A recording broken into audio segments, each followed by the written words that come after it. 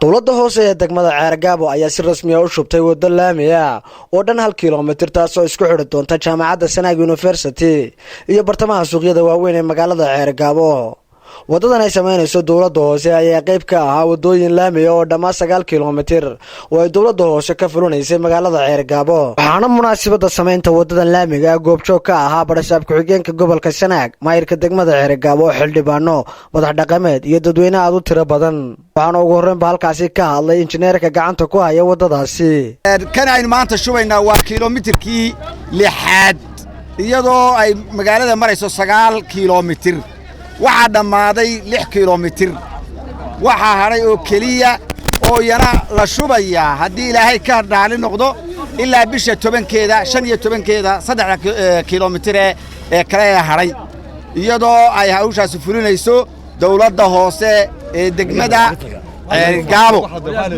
aad bay u mahadsan yihiin golaha deegaanka Ceergaabo oo ku kaliya adeegay si geesinimo leh oo karti leh ugu babac dhigay inay sameeyaan laamigan aynu maanta taagannahay.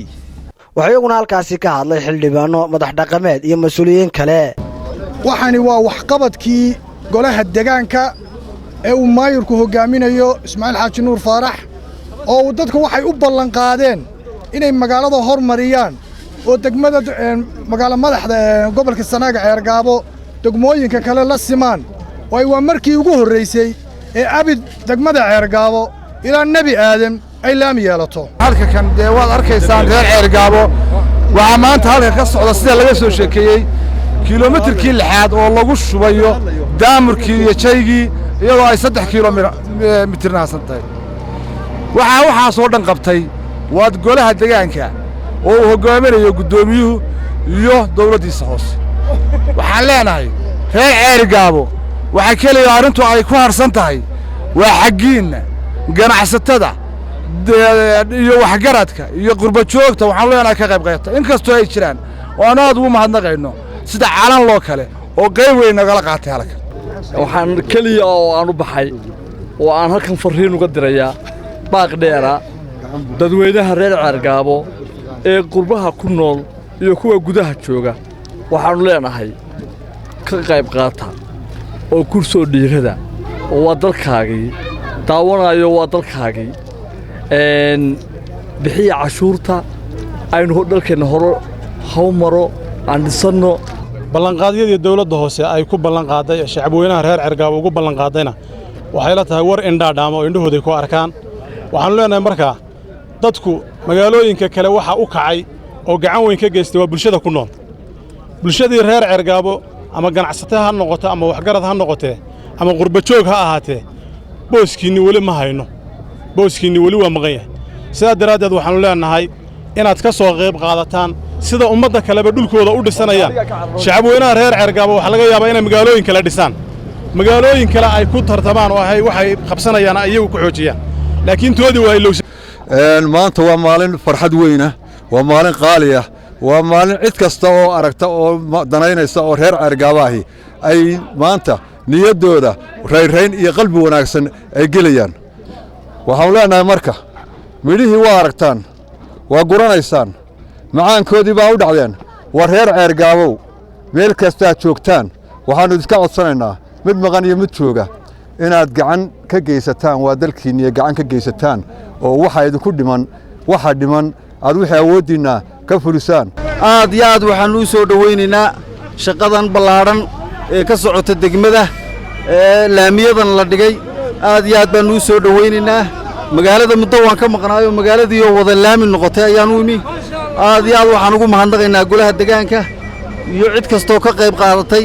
gabagabadiina waxaa halkaasi ka hadlay maayirka degmada Ceergaabo Ismaaciil Xaaji Nuur iyo barashaab ku-xigeenka gobolka Sanaag Ismaaciil Cabdi Xasan oo bulshada Ceergaabo ugu baaqay inay ka qayb qaataan horumarka ballaaran ee ka socda magaalada Ceergaabo. alxamdulilaahi rabbil caalamiin. haddii maanta Ceergaabo marayso inanka xagal ka yimaada ama inanta xagal ka timaada ay tagayso toos secondary Xaaji Aadan iyo jaamacadda laami marayso. waxaan leenahay reer Ceergaabo horta been isu sheegi mayne ilaa iminka laamiga socda shilinku ma liidin.